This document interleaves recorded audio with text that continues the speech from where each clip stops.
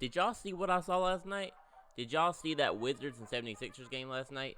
That was incredible. An incredible performance by Bradley Beal, and it is undeniable that he is now an NBA superstar. No, he's not an all-star. No, he's not a star. He is a superstar and undeniably a top 20 player now, and you can't tell me otherwise.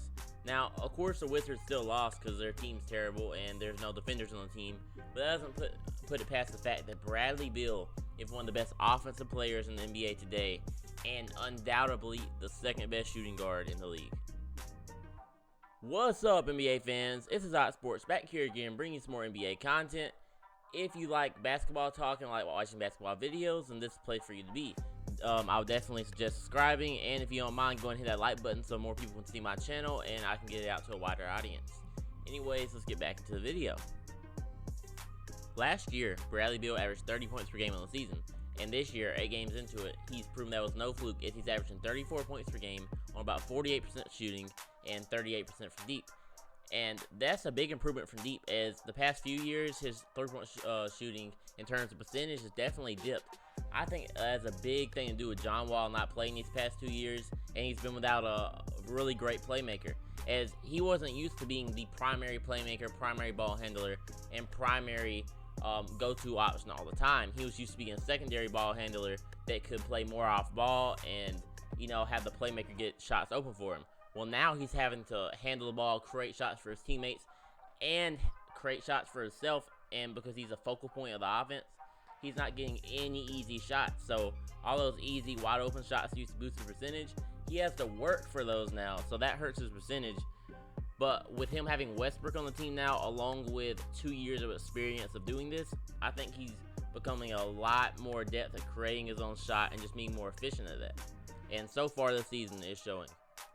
Now, while he has been good all season, the really impressive part is, of course, the reason why you're here probably, is last night where he scored 60 points.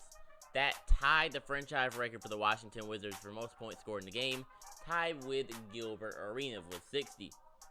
But Beal was so amazing in this game. I mean, he also notched, a steal and 5 assists, 7 rebounds. But he shot about 60% from the field and 7 for 10 from deep. That's 70%, man. 7 for 10. And almost all of his shots, none of them were easy shots. None of them were catch and shoot. He was coming off the dribble, coming off a screen, pulling up for all his threes. He was attacking in traffic for all his layups or cleaning up off the offensive glass.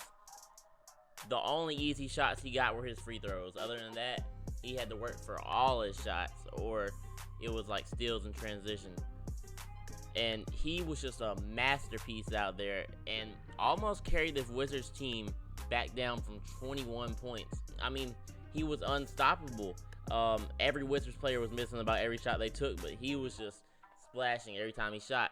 And it just sucks that the Wizards defense was so bad, because we should have came back from that. The Wizards should have won that game, and Bradley Beal should have been able to celebrate his 60-point game in a win.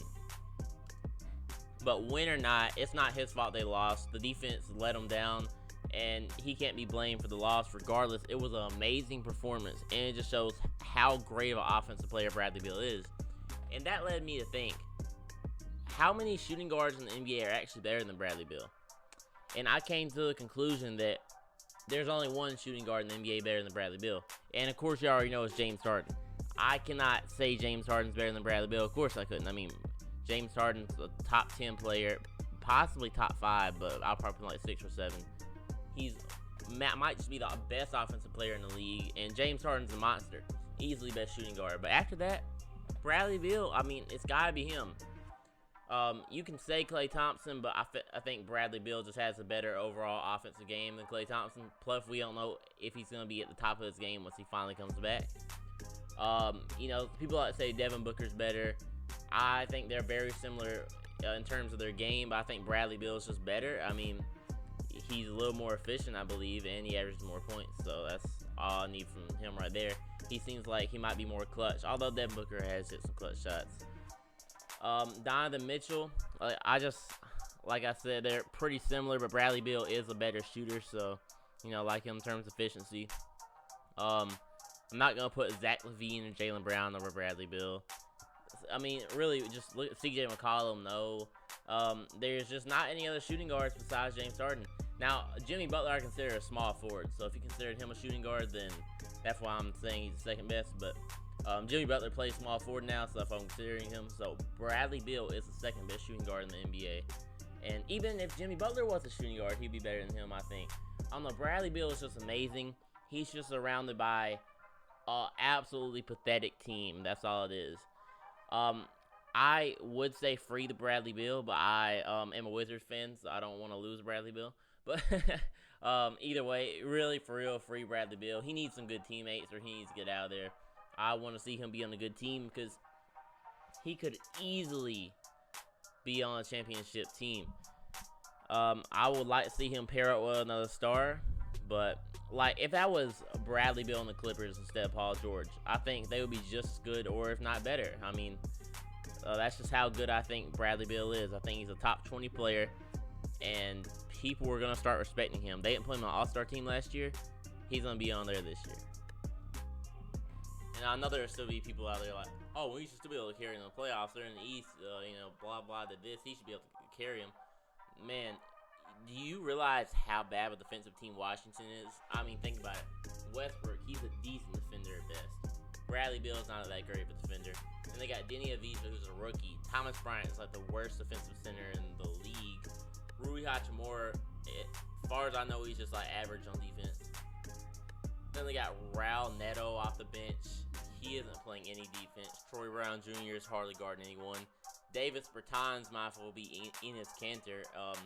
There's just no perimeter, inside defense, help defense, defense communication. Like, I don't even think the Wizards know what defense is. So, it really doesn't matter of fact that he's in a really, really bad situation right now. But he's showing that he can fucking ball, man. So, if you like offensive highlights, the Wizards are the team to watch. Well, that was just a little rant I had. I just had to let y'all know Bradley Beal is here, man. He is submitting his legacy, and he is turning in from a star to a superstar in front of your eyes. And by the end of the season, he will definitely be, I say he's going to be on the All-NBA team. So, whether it be first, second, or third, he's going to be on one of them. He's not going to be on first, but, if he's on second team, third team, he's going to be on one of those.